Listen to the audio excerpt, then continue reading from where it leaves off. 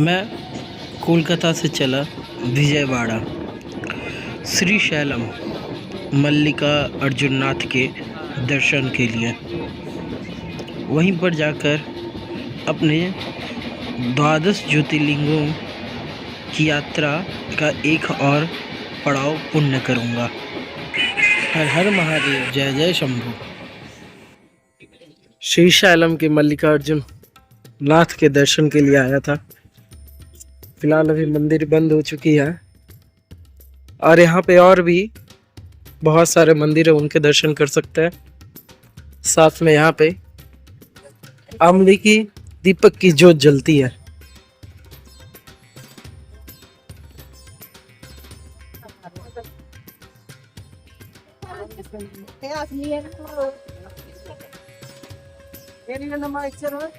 कोई मन्नत है तो वो यहाँ पूर्ण होती है।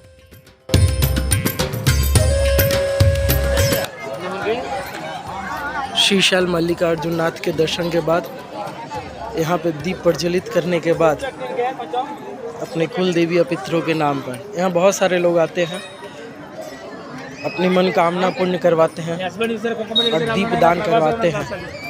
साथ में गौदान, वस्त्र दान।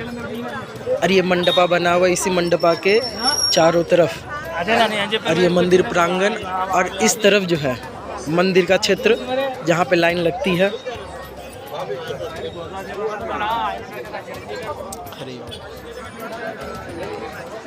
गंगाधर मंडपा, इसी के नीचे ही नारियल फोड़ी जाती।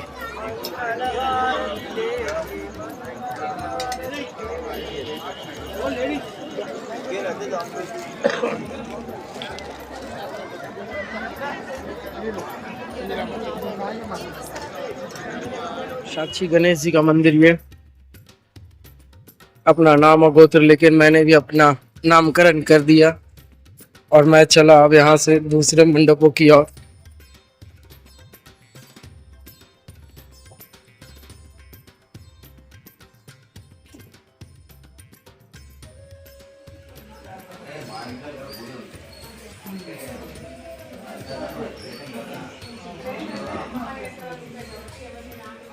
पंचधारा की ओर ये खाई और यहाँ से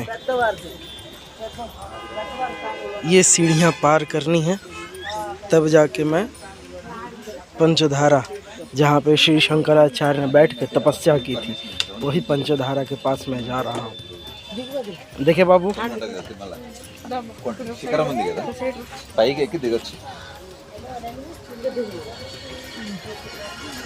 बहुत सारी सीढ़ियाँ उतरनी होगी, बड़ी बड़ी सीढ़ियाँ हैं। और ये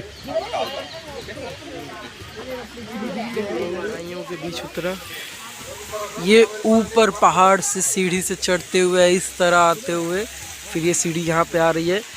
ये आदि शंकराचार्य के शिष्य का एक मंदिर और ये रहा आदि शंकराचार्य का मंदिर, जहाँ पे आदि शंकराचार्य ने बैठकर घनघोर तपस्या की थी।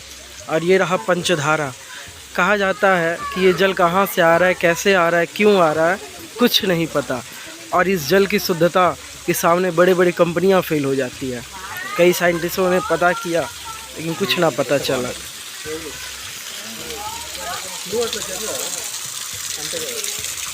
हर हर गंगे।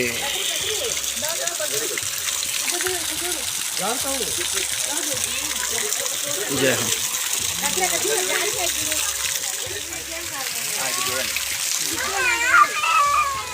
श्री शैलम के शिखर पे आया हूँ। 350 सीढ़ियाँ चढ़कर अभी और ऊपर जानी है। और ये जो गुंबद है, यहीं से चढ़कर पूरा श्री शैल जो नगर है वहाँ दिखता है। और कहा जाता है कि अगर जो वहाँ से आपको मंदिर दिखा और मंदिर के ऊपर जो सोने का गुंबद है, उस गुंबद के ऊपर त्रिशूल रखा है, वो त्रिशूल अगर आपको दिख जाए तो आपको मोक्ष की प्राप्त हो जाती है, यानी द्वारिका और काशी जाने की ज़रूरत ना पड़ती। मोक्षदायिनी तीर्थ स्थलम। ऊपर सीढ़ियों और चढ़नी है। फिलहाल नीचे से आ रहा हूँ। पूरा पहाड़ी और खाई वाला एरिया है।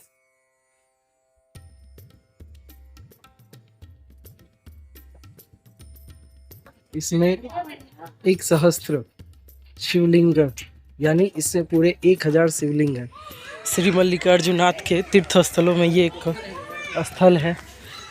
यहाँ पे माता जी के अश्व अभी तक बहते हैं। कहा जाता है पुत्र वियोग में माता ने यहाँ आंसू बहाए थे, तो वही आंसू एक छोटी सी नदी के रूप धारण कर लिया, और वो नदी का एक जल इसी स्थल पे बहता है।